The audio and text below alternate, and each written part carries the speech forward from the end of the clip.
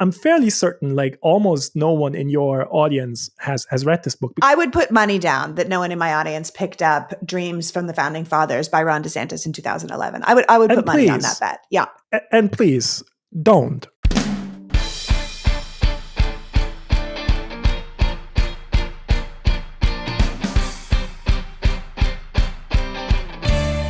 Hello, and welcome to the PoliticsGirl podcast. I'm your host, Lee McGowan. Let's get into it. Today's pod is a candid conversation with return guest and my favorite historian, Thomas Zimmer. Thomas is a professor at Georgetown University's School of Foreign Service, where he teaches 20th century U.S. and international history with a focus on transatlantic history of democracy. He's also the author and the host of Is This Democracy podcast and the creator of the incredible Substack newsletter, Democracy Americana. He is currently working on two book projects, A History of Polarization Since the 1960s, and a book entitled White America's Fear of Liberal Democracy. He writes a regular column for The Guardian about the past, present, and possible future of American democracy.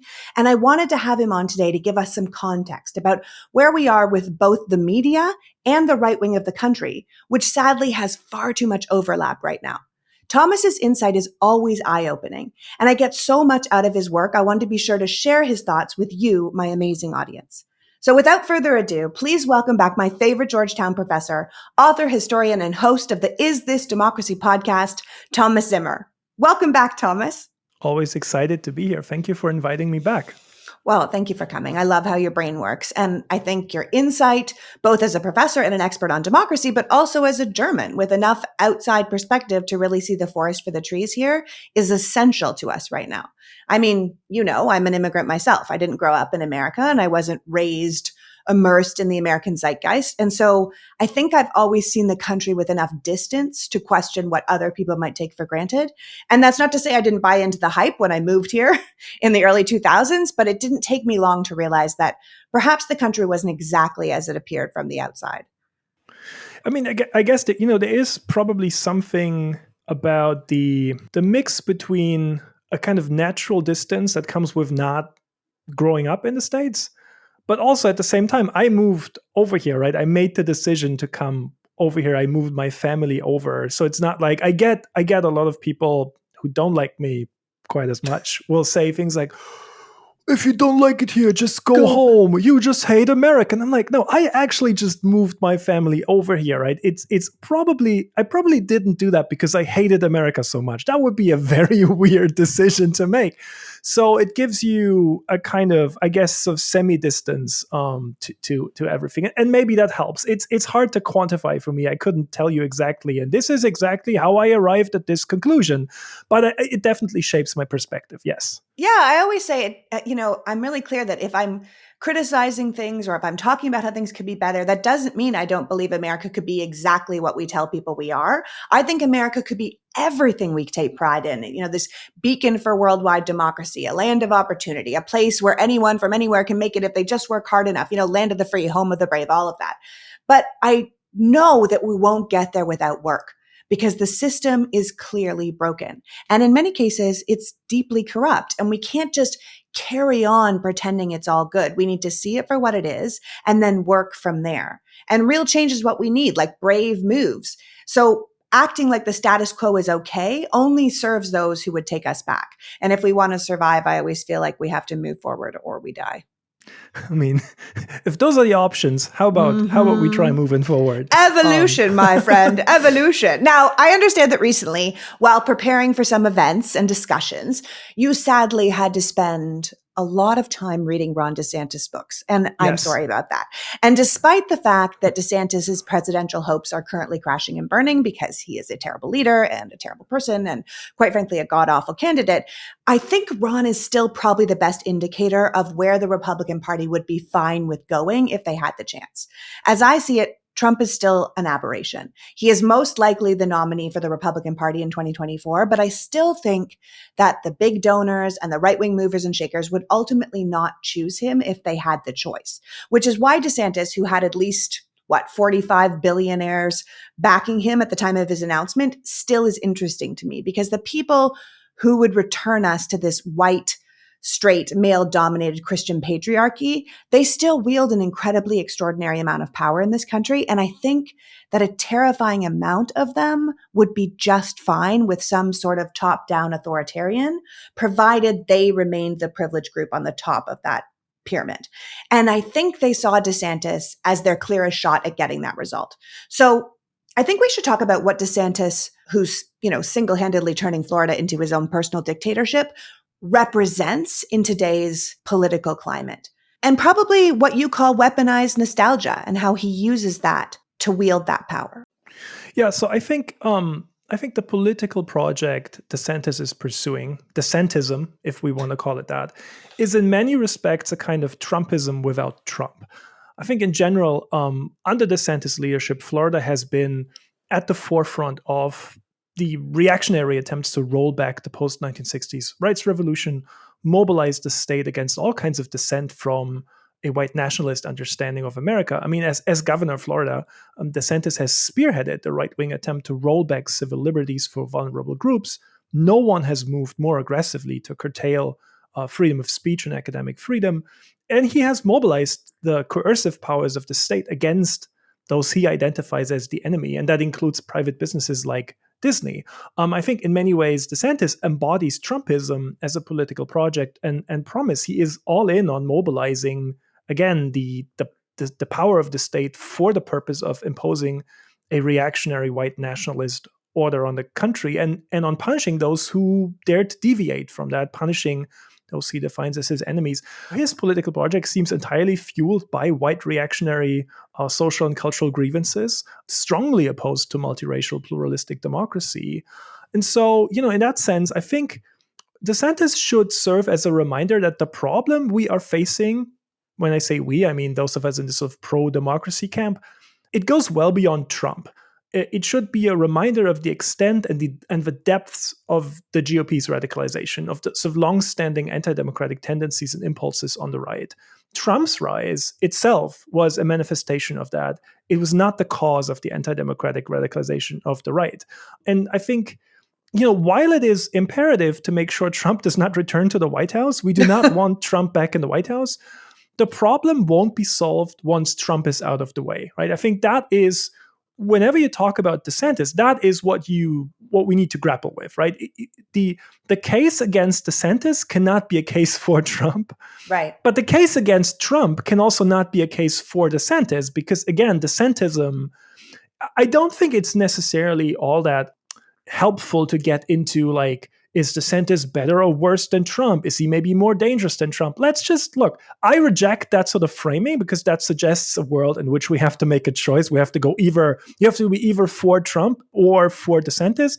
I'm staunchly opposed to both of them. And I think DeSantis, again, he is a reminder that whatever is happening on the right and this sort of anti-democratic radicalization, it's not Trump's fault. It's not Trump's doing. He is himself a manifestation of that. And DeSantis is another manifestation of that. And so the problem goes well beyond Trump. Right. I mean, you recently sat on a panel for the annual meeting of the Society of Historians and of the Early American Republic. And the panel's goal, as I understand it, was to reflect on the uses and abuses of history and political discourse. And I think Ron's books were part of that discussion. Not only what could be learned from reading them, but how those works fit into what is the current state of the American right.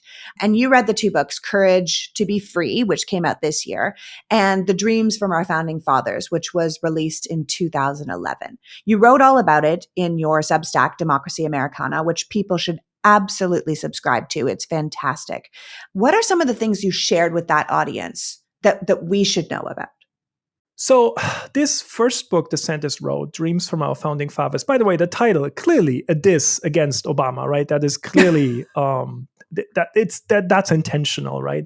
It came out in 2011 and absolutely no one cared. You can't even say that this is like a forgotten book because no one ever knew it existed in the first place. It was basically self-published with the help of a tiny local publisher in Jacksonville, Florida, right? It is not a good book. And it's not a pleasure to read, but it is interesting. It is interesting as a manifestation of that Tea Party moment in Republican politics, and then as a window into the ways in which reactionaries use and abuse history, but also as kind of a stepping stone for exploring the recent sort of radicalization of the right? So how does DeSantis get from this first book in 2011 to where he is now, basically, right? So that book, I mean, since I have to assume that absolutely no one has read it, I'm fairly certain like almost no one in your audience has read this book, because again, almost no one. It's even hard to. I would put money down that no one in my audience picked up Dreams from the Founding Fathers by Ron DeSantis in 2011. I would put money on that bet. Yeah. And please don't, right? It's like 350 pages. It's long. I spent. You read it, so we didn't have to. Thank you, Thomas. Yes, and I just wrote like 4,000 words on it on in my newsletter. So if you want like this super extended version of this, please. But do yourself a favor. Don't read this book. But anyway, so the sole mission of this book, right? It is an attack on Barack Obama and his quote unquote progressive allies, as DeSantis calls them, for supposedly pursuing a political project that is fundamentally at odds with the founders' vision for America, violating the principles that supposedly animated the framers. He's very focused on James Madison and Alexander Hamilton and George Washington in particular. So he talks about these people who are all about small government, governmental restraint, right, to guarantee individual liberty and freedom, to keep the state out of people's private lives, and to make sure it doesn't meddle with private businesses. At this point, right, everyone in the audience should be like, wait a minute, that doesn't sound like Governor Ron DeSantis in Florida, right? Because that's clearly not what DeSantis is doing, right? And that's where it gets interesting to me. So DeSantis calls himself a constitutional conservative in this book from 2011, right? So again, that by his definition is someone who believes in restraining government, keeping the government out of people's private lives and out of private business. And so if we take this, right, if we take this kind of constitutional conservatism from this 2011 book at face value, which probably we shouldn't, but let's do for a second, right? We should expect the founders and 2011 Ron DeSantis to have a big problem with 2023 Ron DeSantis, right? Because again, as governor of Florida, he is spearheading this right-wing attempt to, mobilize the state, intervene in people's private lives, and he's feuding with private business like Disney, right? And this is again what I find interesting, this path, right? Because DeSantis today would still claim, "Hey, I am still a constitutional conservative," right? Only apparently now that means mobilizing the state and sort of an authoritarian version of the state that controls all aspects of people's private lives, in complete contrast to what he was claiming in 2011. And I think what I was trying to do at this conference and now in my newsletter is to sort of explain how these people, if they look in the mirror, right, how do they justify this trajectory, right? And how do they just keep claiming to be constitutional conservatives, all about the founders' vision for America and all that? If they have arrived at this point where all of a sudden there's nothing left of governmental restraint and individual liberty, and it's all about, just forcing people to live exactly the way you want them to live. Yeah, I think this is why so many of us have trouble with what the Republican Party is doing right now. It's the about face, right? Which has kind of been this ongoing theme with my guests over the podcast this month, the trajectory that the right took from this kind of theoretical idea of small government and free market and personal freedom to using the government to limit individual liberties and punish private public businesses and prioritize certain American rights over others' American rights. And it's also this complete embracing of the culture wars against anything the right perceives as woke, and using the power of the state and the power of the courts to roll back all the progress we've made over the past 100 years towards multiculturalism, towards pluralism, towards general fairness for the people of America. And I think it's hard for us to take people like DeSantis and others, like the 6 majority voices on the Supreme Court, seriously when they say, as you said, that they're constitutional conservatives. They're simply relying on the wisdom of the framers, right? When they're clearly right-wing ideologues who have absolutely turned the idea of liberty and justice on its ear for their own power. Here's where that 2011 book does sort of provide some interesting kind of insights or ideas how to make sense of what's been happening there, right? Yes, please. So again, so in this 2011 book, right, so he constantly invokes the founding to justify his politics and his attacks on Obama. And if you sort of contrast that with how the reactionary right invokes the founding today in order to justify the kind of authoritarians of anti-left, anti-woke politics that DeSantis is championing as governor, it's really interesting. So I looked at, to compare to 2011 DeSantis book, right? I looked at the 1776 report that Trump's bizarre 1776 commission presented a few days before Joe Biden took office. And then he immediately disbanded this weird commission. I mean, maybe some of people will remember this. So this was an advisory committee that then President Trump established in the fall of 2020 to restore, quote unquote, patriotic education, right? So, and this commission then released this report, and it was really shaped by sort of reactionary political theorists and wannabe intellectuals who come from a very specific school of thought on the right. They're usually called West Coast Straussians. Their institutional home is the Claremont Institute in California. This, I think, people will have heard that name before, because that's where John Eastman, if you remember that guy, the constitutional lawyer who was a key part of Trump's January 6th scheme, right? That was the guy who said, hey, Mike Pence can just not certify the election. That's where that guy comes from, right? So these are really the most pro-Trump people in the sort of right-wing reactionary intellectual sphere, right? And these people are completely obsessed with what they call the natural order or natural laws or sort of eternal morals and laws, right? And they believe, right? They believe that what makes America good is the fact that these natural laws, the natural order, these eternal morals were enshrined by the founders into sort of the founding documents of this country, right? And they believe that this manifests in traditional hierarchies of race, gender, religion, and wealth. And for them, the devil is progressivism, right? Because they see everything, quote unquote, leftist, right, as an attack on the natural order, on those laws of nature. They see progressivism as sort of seeking to overcome those traditional hierarchies and thereby going against the natural order, right? And again, for them, the most radical form of progressivism is woke leftism, right? Or left-wing identity politics.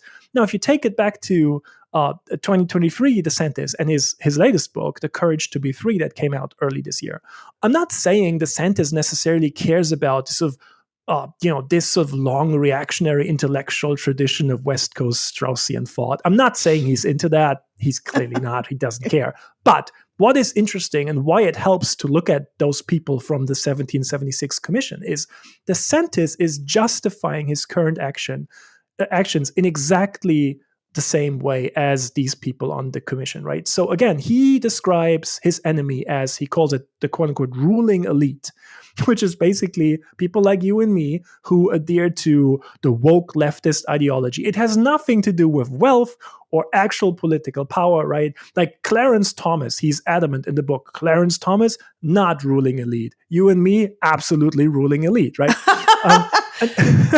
It's very funny.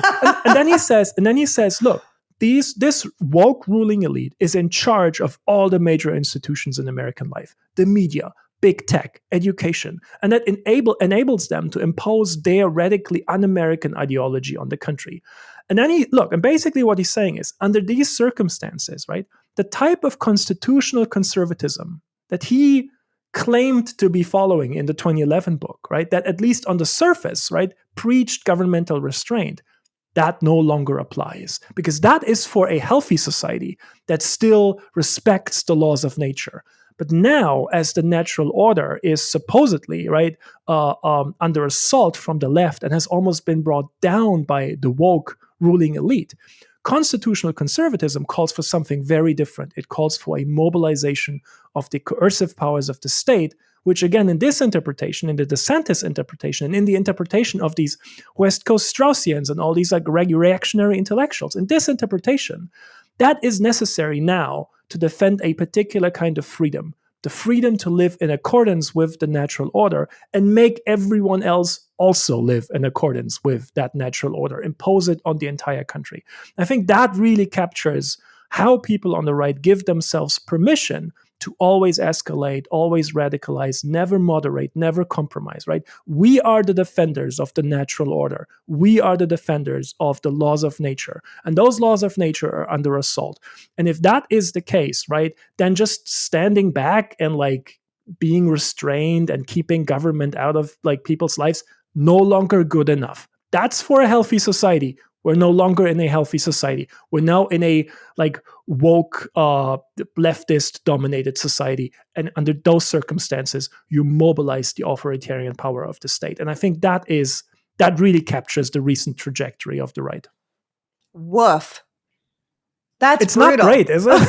No, that's brutal. I mean, justification of terrible behavior has always been done by authoritarians, right? We had to do this because of these people. We had to do this because we were under attack. That's why we're set up in an existential threat situation where, the left and the Democrats are always considered evil and monsters, and they can paint us with words like pedophile because then it can justify anything that they do because they're the protectors. In this case, you're saying the protectors of the natural order. Yeah. But I also will say, like, you mentioned the media in there. And because I'm kind of obsessed with your writing, I read a lot of your stuff. You had a particularly interesting response to the shenanigans of Chris Licht time at CNN. You wrote a number of pieces on how CNN justified their, say, disastrous Trump town hall. But you also addressed the Atlantic article that published what turned out to be a scathing profile of kind of an arrogant and a little out of his depth leader. You noted in that Atlantic profile on Licht how it highlighted his worldview, but also the worldview widely held among those who do dominate our civil institutions like our media, and how we're shaped by this myth that there is this liberal echo chamber out there where we aren't really making strong and important points, but we're talking in circles to each other. And then this myth that Trump speaks for this authentic American who is rightfully angry. So will you talk to me a little bit about that? Yeah, so I mean, if people remember, this was, I think, early May is when that happened. This sort of Trump, the CNN Trump town hall. Early mid-May, and I think for me this whole thing really was revealing it in many ways. And if you remember, since you asked about this of echo chamber myth, right? So the day after the town hall, Anderson Cooper on CNN came out and he said something about, oh, do you people think staying in your silo is, I think what he said, and only listening to people you agree with is going to make that person, meaning Trump, go away. And I think this sort of cynical, you need to get out of your silo thing, that's really indicative of this pervasive narrative of liberals in their echo chambers, right? And it's basically, oh yeah, okay, so there's right-wing echo chambers, but it's as bad on the left, basically. And look, this doesn't hold up empirically, right? I mean, people who describe themselves as liberal or democratic voters consume and trust a much wider range of media sources compared to, their Republican counterparts. There is no equivalent on the left to what's been happening on the right, where no one on the conservative base trusts anything left of Fox News. And even Fox News is only trusted if and as long as it doesn't go against sort of the core tenets of MAGA orthodoxy. And yet you'll hear this all the time, right? Blaming the echo chambers. If you don't want to acknowledge the substance of the political conflict, right, and if you don't want to engage with the specifics of the political struggle over power and status and fundamentally incompatible visions of what the country should be, well, then you just bemoan echo chambers, right? The echo chamber narrative, it's just, I think it's so attractive because it prescribes an easy fix, right? If only people could communicate across the boundaries of their self-imposed information silos, we would all be good. That's just not the case. I think we liberals, broadly speaking, we're kind of often eager to adopt such a diagnosis. It actually gives us agency back because then we are the key actors in this story. We can simply decide to step out of our echo chamber, and then that will immediately make a difference. But, it's an easy way for people to demonstrate how supposedly above the fray they are. Oh, you people might be getting carried away by your tribal passions and your sort of echo chamber stuff. But look at me. Look how reasonable I am, how rational I am, how objective I am. I am above all that stuff, right? Which is what you get a lot of from journalists, right? Because that sort of performative centrism, it's all neutrality theater, and that's still immensely valuable as a currency in political journalism. But I think we should be very critical whenever someone starts talking about echo chambers, information silos, both sides being so just talking to people they agree with. It's all, again, it obscures rather than clarifies the actual conflict. This whole tribalism thing is nonsense. It prescribes nothing but completely vacuous sort of reaching out gospel. Reaching out is not going to change anything. That is not going to solve the problem. Yeah. And you're of the opinion that we would be in a better place if these people in these positions of influence and power would just let go of this kind of simplistic notion of objectivity, that they're just, asking questions and being clear, right? Well, look, there is a specific mindset and a kind of worldview among not just sort of these media executive, because you mentioned Chris Licht, right, the former boss of CNN, but also among some of the country's elite echelons in politics and society and culture more generally. The defining traits really are a naive belief in their own objectivity and rationality, and in sort of in their own being nonpartisan and above the fray and all that. And if you look at what they're actually doing, people like Chris Licht are animated by, I've tried to call that status quo fundamentalism, which is not any less ideological than what they claim their enemies are doing or the people they are criticizing are doing. It's really in marked contrast to their self-perception as sort of a reasonable, look how reasonable we are. We're not tarnished by these irrationalities that supposedly plague everyone else, right? I think these status quo moderates, right? They believe that sort of the political, social, and cultural change has just gone too far already, and they want to turn the clock back a little bit to a time before what I think they see as sort of the excesses of wokeism, to when the privileged position of wealthy white elites, it's usually wealthy white people, was a little more secure, right? So, I don't think someone like Chris Licht is like a MAGA Republican or something, right? But I do think his perspective on American politics is shaped by an underlying ideology that makes it more plausible to see the right as not that big of a threat and the left as a radical, unreasonable, acutely dangerous threat, right? And I think, again, we could just have a much more fruitful discussion if Licht and people like him could just acknowledge that, their outlook on the world isn't any less ideological and self-serving than what the quote-unquote woke leftists they love to criticize do. And if they could just acknowledge they are not the defenders of like pure reason and truth and like all that nonsense. Their worldview is, again, as self-serving and as ideological as anything else. And then we could have an honest discussion over that. But, as long as they're just claiming, hey, we over here, we're so objective and you guys are just irrational crazies, that's just not a basis for discussion. Right. These prominent members of the media, what you refer to, I think, smartly as the pundit class, clearly have an outsized influence on the public conversation.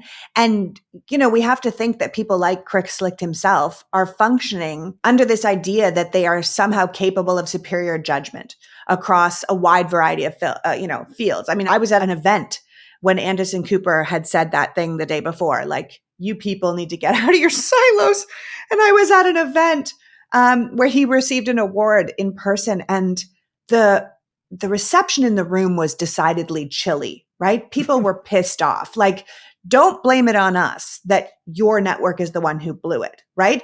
Plus, people like Anderson had the power and the money to stand strong and say, like, don't make me defend this debacle, right? And he did it. He maligned us who criticize the network from his privileged position. And I think, as you point out, a lot of this prominence stems from the ideas that these people feel like they're just unbiased, that they're just these dispassionate truth tellers working with the data, when all too often these people end up presenting the world to us through a filter of how they feel the world should be or how it best serves them. They can't help themselves.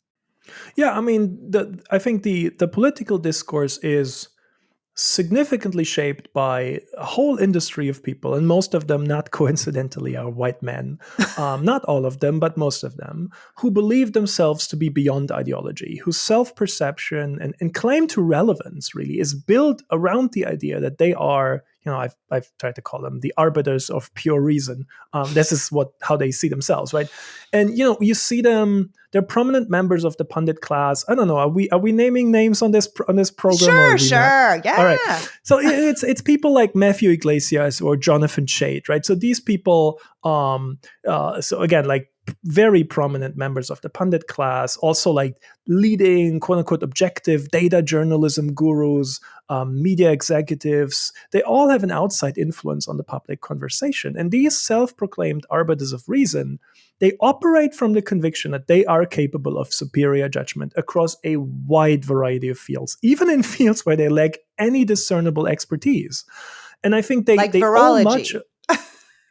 Yes, that was epidemiology. Or history. I mean, they climate all of science. Them. Yes, no, absolutely. I mean, during the pandemic, that became very clear. These people have absolutely no problem opining on anything related to like things viruses they know very little about. Yeah. No, absolutely. I mean, I obviously, because I'm a historian, they also opine a lot on history. I'm like, this is completely detached from this nonsense, complete nonsense. But it's what is interesting about these people is that there's obviously an audience for that, right? Because otherwise we wouldn't know who they are and they wouldn't make so much money. And they owe much of their prominent status to the idea that they are unbiased, dispassionate truth tellers, all about data and facts, and brave enough to give us the unvarnished truth in a sort of heroic effort against conventional wisdom and the dark forces of subjectivity. And so again, they feel capable and they feel entitled to offer a firm assessment on anything, when really, when you look at it, what they're really doing is they're just judging the world by whether or not it's in line with their own sensibilities. And their sensibilities are entirely shaped by their status interests, right? That is why, again, these people, what they're doing is status quo fundamentalism dressed up as objective truth-telling, brave truth-telling. And it's like, I have to say, I find it much easier to like deal with some right-wing reactionary people. At least, they're going to be mostly honest about what they're all about. They will tell you flat out, democracy is bad. We don't want democracy. Okay, all right. So I know, at least they're not pretending, right? Whereas these people, because they often see themselves as like the true liberals, it's a lot more, for me at least, frustrating to engage with them because they're pretending to be something they're absolutely not. Yeah. I mean, you point out in some of your writing that it's pretty striking how much energy these self-proclaimed centrists or moderates focus on the threat from the left, which ultimately only puts them on a right-wing trajectory, that this entire mystique of the centrist white male elite is built on offering their judgment, which is better than, as we've said, the perceived bias of the left-wing activist judgment. But it ends up setting up the left as a group that's devolved into this woke mob, or as DeSantis put it, succumb to the woke mind virus. And if you're talking about it like that, then you're not really a centrist, right? You're attacking the left from the right. And these people who claim to be moderates are the same people who seem to have a real problem emphasizing or embracing things like diversity and equity and inclusion.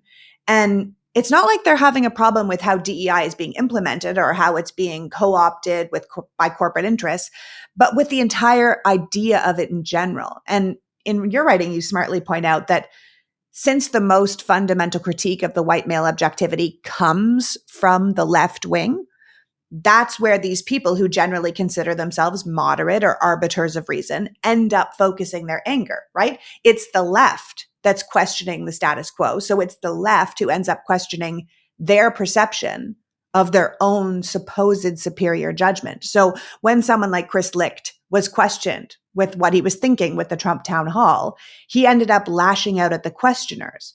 So these people who see themselves as you say, arbiters of the truth, end up refusing to engage in any sort of critical introspection, right? It's this group of people, the ones who consider themselves the defenders of truth, who keep doubling down. They end up ridiculing the justified left-wing critique as if it's irrational, right? As if it's just identity politics. They downplay the left's real fears of the dangers of the right-wing extremism, and they call us hysterical. They keep playing up the threat of the woke radicalism because it's the woke radicals who are most likely to criticize them. And I find that fascinating. Did you know that your bed sheets can have more bacteria than a toilet seat? Well, they can, which is why your bed can give you acne or allergies or a stuffy nose. And it's exactly why Miracle Made wanted to address this with a whole line of self-cleaning, eco-friendly bedding like sheets, pillowcases, and comforters that prevent up to 99% of bacteria. Miracle Made sheets are infused with silver that prevents up to 99.7% of bacterial growth, leaving them cleaner and fresher 3 times longer than other sheets. Plus, Miracle sheets are just super comfortable, and they feel as nice, if not nicer, than some of the bed sheets used in 5-star hotels. So stop sleeping in grossness and try Miracle today by going to trymiracle.com/politicsgirl. Whether you're buying them for yourself or as a gift for a loved one, if you order today, you'll save 40% off, and with the promo code PoliticsGirl, you'll get 3 free towels and an extra 20% off.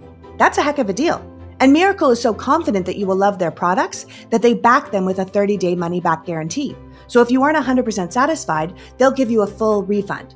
And a big shout out to all the people who've been writing me and saying that they bought them and they love them. I'm so glad.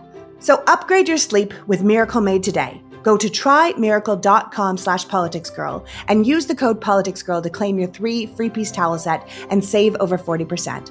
Again, that's trymiracle.com/politicsgirl. I'm so excited that Real Paper is now a sponsor of the Politics Girl podcast. Do you know that we cut down tens of thousands of trees every day just to supply America with toilet paper? Well, we do. And it's not like toilet paper can just be recycled or reused. So it's just going straight into our water system. Real paper, on the other hand, is made from 100% bamboo. So instead of impacting entire ecosystems of forests, they're making their toilet paper from a plant that can be harvested and regenerated incredibly fast. And real paper is the best kind of eco-friendly product because it doesn't feel like you're sacrificing something to help the earth. I was genuinely concerned that the idea of this product might be better than the actual product. And then we got our first delivery of real paper. As I said in a previous episode, I'm kind of a toilet paper snob. I like fancy toilet paper. So when I tried real paper, I was shocked it didn't feel like a downgrade. In fact, when you account for the environmental difference, it might actually be an upgrade. Real paper is shipped free to my door in plastic-free packaging, and I can schedule a subscription so it comes exactly when I need it. So you don't have to worry about forgetting to buy it or, quite frankly, carrying it home because everyone doesn't have a car and those packages are pretty cumbersome. Plus, Real Paper partnered with One Tree Planted. So every box of Real that you buy funds reforestation around the country. So while other toilet paper companies are cutting down trees, Real is actively helping to replant them. So give it a try for yourself. Head to realpaper.com/politicsgirl. And if you sign up for a subscription using my code PoliticsGirl, you will automatically get 30% off your first order and free shipping. That's REELPAPER.com/politicsgirl or enter the promo code PoliticsGirl to get 30% off plus free shipping. Make a change for good this year and switch to Real Paper. Real. It's paper for the planet. There was a really revealing anecdote in that long Atlantic profile of Chris Licht. Where, it was good. It was good. Yeah, where it was about how Chris Licht, again, to nobody's surprise, is not a big fan of sort of DEI efforts and so diversity, equity, inclusion. But again, his critique was not that DEI is being implemented in potentially unhelpful ways, which it often is, or it's co-opted by corporate interests, which it always is, often is, shouldn't say always, but often is. Yeah. His skepticism was way more profound, right? He was just flat out not willing to acknowledge the centrality of racial and gender identities and of how intersecting identities shape the individual's status in society and perspective on the world. because that would undermine the core claim on which his own self-perception and sort of non-ideological reason, supposed reason, is predicated, right? He's claiming, no, I am not shaped. My worldview is not shaped by me being a man, a white man. So I'm rejecting this, right? I'm objective, so I'm rejecting this idea that all our perspectives on the world are inevitably shaped by these factors, right? So he's rejecting that, right? But the most fundamental critique of this idea of sort of white male objectivity comes from left-wing identity politics, right? Because the central claim is, no, everything is identity politics, right? There's no politics that is not identity politics, right? Only we don't call it that as long as it's just identity politics in the interests of sort of white men, then we just call it politics, right? But if it's like if it's like in the interests of someone else, then all of a sudden of it's women, like, or yes, the Black Lives Matter people of movement, color, or trans yes, people, then it's identity then politics. it's identity politics, right? So and again, so they reject that, and they feel threatened by this idea of sort of identity politics. And that is, since that is being presented by the quote unquote woke radicals, right, who are supposedly, in their understanding, unserious and irrational, right? This is where these people direct much of their anger, right? This is the direction in which they're always lashing out. And I think it's a recurring theme in how these sort of quote unquote centrist white male elites describe the world. They're obsessed with pointing out the supposed fallacies of left-wing activism or left-wing advocacy. In the Chris Licht profile in The Atlantic, he talked about sort of, oh, this is just advocacy, and we're not doing advocacy. Okay, man. The entire mystique, right? The entire mystique is built on offering better judgment than those quote-unquote biased activists. And that puts them on a steady rightward trajectory because they're sharing the same enemy as the right? And again, like regardless of what happens, instead of engaging in critical introspection ever, they always double down. They keep ridiculing the left-wing critique as irrational identity politics. They keep downplaying the warnings about the dangers of right-wing extremism as hysterical, and they keep playing up the threat of quote-unquote woke radicalism and the quote-unquote illiberal left. And that's what you get from these people. And again, like all while they continue to claim they're not conservatives, they're not right-wingers, they're the true liberals or the true moderates, right? But everything they ever do all day is lash out against the left. Well, yeah. I mean, I think in Chris Licht's mind, he was the David in the David and Goliath story, right? And the giant posing the danger was the woke left, who couldn't stop talking about danger, rather than the extreme right, who was actually causing the danger. Because ultimately, it was the left that was criticizing him, and that made him feel bad, right? It wasn't fair that people were calling him a fascist right-winger when he was really just this unbiased, truth teller, right? And except he's an unbiased truth teller who's owned by a right-wing corporation that's owned by a right-wing billionaire who put the criminal ex-president who tried to overthrow democracy on primetime with an audience completely packed with his devotees. But criticizing him for that, totally unfair.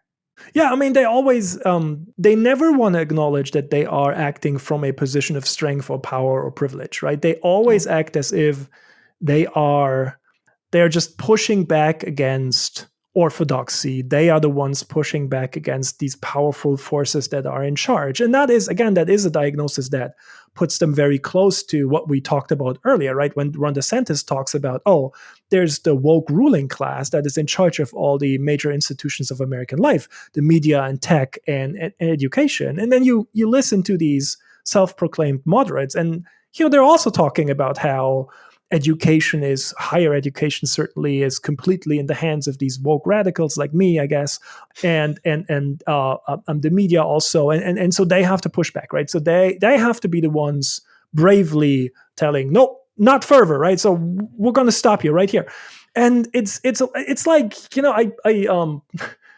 I'm reading. I was in a sort of semi-public, I guess, quarrel with Jonathan Chait, who's one of the most, one of the best known columnists in the country. And he writes these columns in one of the country's major magazines, and he attacks me for being like supposedly part of an all-powerful woke elite. And I'm like, man, I'm just sitting here in my little office on my sort of fixed term contract that ends in 2 years, and you are one of the most well-known people in the country. What are you talking about? Like, why are you talking like I am powerful and you are not? This is ridiculous. But that is part of the sort of the self-perception, right? Is always they are the ones who need to push back against the powers that be and these sort of overwhelming left-wing forces that are supposedly, in charge of all the institutions of American life. But then it ends up aligning these supposed centrist moderates with the extreme right wing. But you don't think it's so simple to call people like them conservatives, because you think it's more interesting than that, right? Because, I'm curious how it all happens. Someone like Chris Licht, he ran Stephen Colbert's show for so many years. So you wonder, like, how do you go from this position to this completely antithetical position? But maybe it just ultimately comes from who's criticizing you, and back to what you call status quo fundamentalism. These people that really, at the end of the day, their primary concern is to keep the status quo. So this is a response I often get when I talk about or write about these, centrists or self-proclaimed moderates. When I wrote that Chris Licht thing, some people were like, hey man, like, why do you write 4,000 words instead of just saying Chris Licht is a conservative and a right-winger, and he always has been? And again, I think it's a little more interesting than that, right? So most things are. Yeah, Chris Licht, right? So the former head of CNN, he was adamant that he was not a conservative, that he would never put himself into that category. And while we shouldn't just take that at face value, it still matters. That sort of self-perception still matters. The fact that he has always considered himself to be maybe not liberal, but like moderate, right? That's probably his self-perception. That is important because it informs his assessment of what is happening on the left. And this is, I think, a dynamic that characterizes much of the self-proclaimed sort of reasonable centrist industrial complex. If you are convinced to be just the right kind of reasonable and liberal and moderate, then experiencing reactionary impulses in yourself, it creates a kind of intellectual and emotional dissonance. And they often resolve that by declaring that which makes them uncomfortable. They declare that radical and extreme, right? So telling yourself, hey, I'm a true liberal, these people are radical woke activists, that feels a lot better than having to tell yourself, hey, I always thought I was pretty liberal, but I must say I'm feeling a little uncomfortable about these calls for equality and respect, especially when they question my superior judgment and social status. So so most of these people opt for the former. So I'm not going to think about it. I'm just going to claim these people questioning me are radicals. Yeah, but that's the thing, right? That's why it matters that these people are not conservatives and don't consider themselves conservatives. They think of themselves as, where I am is exactly the right kind of liberal and moderate, right? So if people attack me, they must be like radical, crazy activists, right? That must be it, right? It can't be that maybe my position is maybe not quite what I believe it to be. And so I think it's sort of a combination of, there's a performative element to it, there's sort of ideological centrism, but no matter what the mix is here between sort of strategic and ideological and psychological elements, the result is always the same. It's an increasingly aggressive stance against the woke left, and it's ever more in line with reactionary politics. Again, all while these people are still clinging to the idea that they are the true liberals who are defending true liberalism from the woke onslaught. Which brings us back again to status quo fundamentalism, right? From an elite perspective, you pointed out, if I am a white male and I have that privilege, status quo is actually pretty rational, right? It makes sense to see the left as a bigger threat to your status than the right, because the right has no plans to take white male privilege from you, right? Other people do, but not taking it from you. Like the right might take privilege from other people, trans people, women, the Black community, but they're not going to take it from the white male. So in some ways, you're saying it's kind of practical, right? That it's true that there's an agenda that seeks to make America more fair. It's been going on since the New Deal, and it continued with workers' rights and women's rights and gay rights. And the right does want to return us, to some sort of a restricted white male patriarchal democracy, right? Or at Yeah. least one that would leave existing hierarchies largely in place. That Yeah. functioning in a kind of multicultural, pluralistic society is a losing proposition for people who've always been at the top. So it just makes sense rationally to gravitate towards those who wouldn't take your power. Yeah, I mean, again, like I think from an elite perspective, and especially from the perspective of a white male elite, this kind of status quo fundamentalism is very rational. It Yeah. makes sense to regard the left, quote unquote left, as a bigger immediate status threat than the right? Because an agenda seeking to move America from being the sort of restricted kind of democracy it has been for the past 50, 60, 70 years that left existing hierarchies largely intact to a functioning egalitarian multiracial pluralistic democracy. Yeah. Yeah, no, that will mean for people like me, frankly, right? For people like me who look like me, I'm a white cis man. That will come with a relative loss in status, right? It doesn't mean that anyone's going to take away my money or like my house or whatever. Yeah, it's not a But zero-sum game like they set it up to be. Yeah. relatively speaking, right? It still means that people who look like me were used to being in a sort of privileged position compared to other sort of groups in society. And in a truly functioning multiracial pluralistic democracy, we would expect that no longer to be the case. So relatively speaking, right, I would be in status terms worse off than before. And by the way, that also, I think that sort of perspective, if you think about it, if you think about status, right, and from what status position are people looking at the political conflict, it also explains a lot about how even Democrats and Democratic politicians and Democratic voters look at sort of the institutions of American life, something like the Supreme Court. Like when you think about why is it so hard for, certain Democratic politicians, political leaders, to accept that what the Supreme Court is and that it's not so they nonpartisan institution, that it actually has become the spearhead of sort of the reactionary assault on sort of the kind of social and racial and cultural progress that we've made over the past century or so. Why is that so hard to accept? Well, because if you are at the top or near the top in society, then the institutions have worked for you, right? The system has worked for you. So you have there's a certain bias there to see the institutions and to accept the system as working, because it has, in a very real sense, worked for you. So you have to put in a lot of work, right? You have to actively work on overcoming that sort of pro-institution, pro-system bias. Yeah, your own personal bias if you happen to be someone who has benefited from that, 100%. Yes. Yeah, and look, I live in sort of the northwest of Washington, D.C. It's an entirely white neighborhood, basically.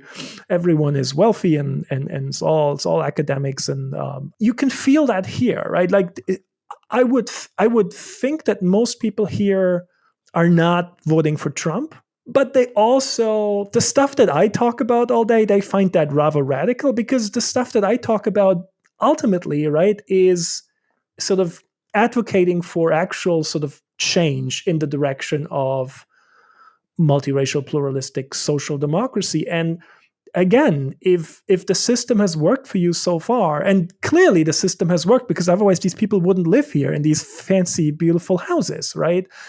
This kind of stuff, this kind of sort of critique of the system, the calls for sort of, changing the system, that makes you feel uncomfortable. And by the way, I don't want to mock that.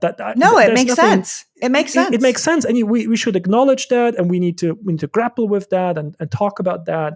But it is something that whenever there's like another like study or survey coming out that, I don't know, like there's still a sizable percentage of self-proclaimed liberals who think John Roberts is awesome. Like, the only way to make sense of that is to understand, well, there is a bias towards being pro-institutions and pro-system if the institutions and the system have so far worked for you very well. And this idea that maybe change has already gone too far, right? Like you might not want to turn the clock back, but like can we just stay right here where we are? I mean, there's even those who are arguing right now to remove the T from the LGBTQ community. Like the T was just a bridge too far. It was just too much, too woke. Like we're fine with equity, but like, let's not get crazy. Maybe this is a problem. That kind of reactionary behavior from people that would otherwise consider themselves moderate or liberal is interesting because it's not that people are going to take things from you. It's just that if we offer the same things to everyone, you might not be in such a privileged position. And that's a hard thing to sort of agree to. People naturally want to protect what they have. But I would always say, like when people are like, well, everything's working just fine. And I'm like, is it though? I mean, look around, right? The world is a freaking mess, right? And it's the same elites that are in charge that made it that way. And so maybe we have to start doing things differently. And we're going to have to sort of like ease up on our grip. And I say this as a white woman from a privileged position who's raising a white, straight, cis man. I want my son to do really well in life, but like maybe the world doesn't only belong to him. You mentioned, I think early on in our conversation, you mentioned the term weaponized nostalgia, and I think this is what it often comes down to for me, because there is what you described there, just right among the feeling among. We're not talking about MAGA people. We're not talking about like proper right wingers and proper reactionaries. We're talking about people who consider themselves to be on the center, moderates, center left, center right, but deeply into the liberal camp. Right, there is. Right. Because of all the change that this country has undergone over the past few decades, and it has undergone a tremendous amount of social, cultural, political, and demographic, probably most importantly, demographic change, that makes people uncomfortable. And an almost natural reaction to that is nostalgia, right? A kind of nostalgia for the before times, the golden age in recent American history, although that probably never actually existed. But for most of us, it didn't. But yes, no, there is an age that people think of for sure. Yeah, and so I think much of the mainstream political discourse is shaped by nostalgia, and the right understands that, and they understand they can latch onto that in order to make their political project, which is one of turning the clock back, right, of rolling back social and political progress of the past century or so, to make that more attractive to people who probably don't consider themselves conservatives and certainly not reactionaries, and they don't want to vote for Donald Trump. But if you can get them on the nostalgia front, right, that all of a sudden, right, it makes the right-wing political project seem way more attractive. You see this, you see the influence of nostalgia in our political discourse very clearly in two of the sort of central, widely accepted diagnoses of our time, which are both grounded in a sort of sense of nostalgia. One is the polarization narrative, and the other is the cancel culture idea. Yeah, like we've become too polarized, and now cancel culture is ruining everything. Yeah, that's all based in nostalgia. It used to be better. It used to be simpler. We never used to fight about this. If only we could have it like that again. That's exactly right. It's all based in this idea that, America is on a dangerous path away from this golden era of either sort of consensus and bipartisanship, or in golden era of free speech or whatever. I can't just sit here as a historian and say, but wait a minute, that never actually existed. Well, that's not how nostalgia works, right? It's not based in like empirical history. This sense of nostalgia it's prevalent on the center, and again, deep into the liberal camp. And in a weaponized form, it provides, I think, an important vehicle to transport reactionary ideas into the mainstream and make the reactionary project a lot more palatable. And I think that helps explain why many self-proclaimed moderates ultimately decide to, legitimize and support the right-wing political project, even though, again, many of them will be, not fans of Trumpism, not fans of Trump. But if you can weaponize that sense of nostalgia, which, again, the right always tries to do, that becomes an extremely potent tool. It amplifies, it builds on these widespread anxieties regarding the fundamental social and cultural changes that America has been undergoing over the past few decades. And again, it's a powerful part of the human condition. And it can easily become a kind of filter through which every political, social, and cultural information is absorbed.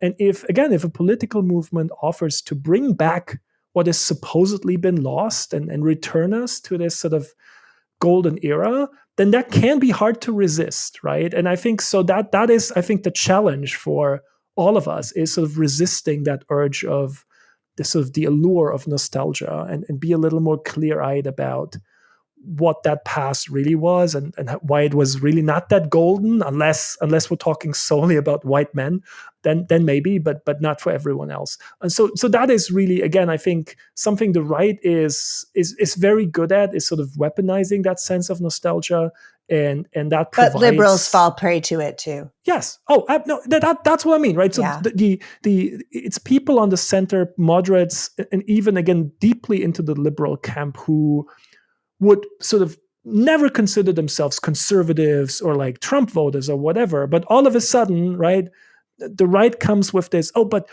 don't you agree that wokeism has gone too far and all this trans stuff and it's all going way too far? And all of a sudden you have these columnists, self-proclaimed liberal columnists in writing for major newspapers, talking about, there's something to this. There really is like the woke danger and whatever. So, yeah, we need to resist that. And it can be hard, but I think we need to make sort of a concerted effort to resist any kind of politics grounded in nostalgia. All we need to think about is those old signs in windows that say Christians only, or Irish need not apply, or no dogs, Negroes, or Mexicans, right? I saw a commercial from the 1960s for Folgers Instant Coffee recently, where the wife's entire existence was based around making a proper cup of coffee for her husband. And her husband was scolding her in this commercial because the girls at work could do it and she couldn't. And I was like, yeah. Wow. I mean, the clothes might have been beautiful back then, and owning a house on one person's salary sounds great, but like, I sure as hell don't want to live in that world. No, I mean, it's not a winner for, again, anyone who wasn't a white, straight, rich Christian man. Exactly yep. Right. But that's what, I mean, brings us back to, early on we talked about sort of the right-wing idea of the natural order and these sort of how supposedly the natural order manifests in these traditional hierarchies of race and gender and religion and wealth. And that's exactly what they want, right? They want to return us to this place where supposedly, right, society was still in accordance with this natural order as it manifested in, again, white Christian men at the top, and everyone else has to sort of accept their place and shut up about it. That's the kind of vision, right, that they want to return the country to. Well, I'm not going. As always, Thomas, I want to thank you for joining us today. Your insight and your way of looking at this country and our democracy is so helpful. It's so poignant. I love what you do. I hope people will subscribe to both your podcast and your Substack. Where can people find your work if they want to keep following what you're doing? So the home base for all my public work is my newsletter on Substack. It's called Democracy Americana. That's where you get the sort of long-form version of everything I said here today. I do have a podcast. It's called Is This Democracy? Available wherever you get your podcast fix. And I am tzimmer_history on social media, although social media is not quite as much fun as it maybe used to be, but I am still active on social media. Yeah. Wonderful. Well, thanks for coming. And I know I'll end up having you back again, but until then, enjoy your summer. Thank you so much. Bye-bye. So that was Thomas Zimmer, reminding us the problems we're facing go well beyond Trump. Our problems won't be solved when Trump isn't in the picture. There are still a certain amount of people, both on the left and the right, that long for a mythologized version of a golden America. And it's so much easier to accuse the left of going too far than it is to realize that you might be uncomfortable with how far we've come. That those who run our media and our governments might be by nature reticent to change the status quo. But if we want to succeed as a country, it's time for the status quo to change. I want to thank Thomas for joining us today and you for caring enough about democracy to be here. Now go out and make the world a better place. Until next week, PG out. The Politics Girl podcast is written and performed by me, Lee McGowan, in partnership with the Midas Media Network, and produced and edited by Happy Warrior Entertainment. All rights reserved.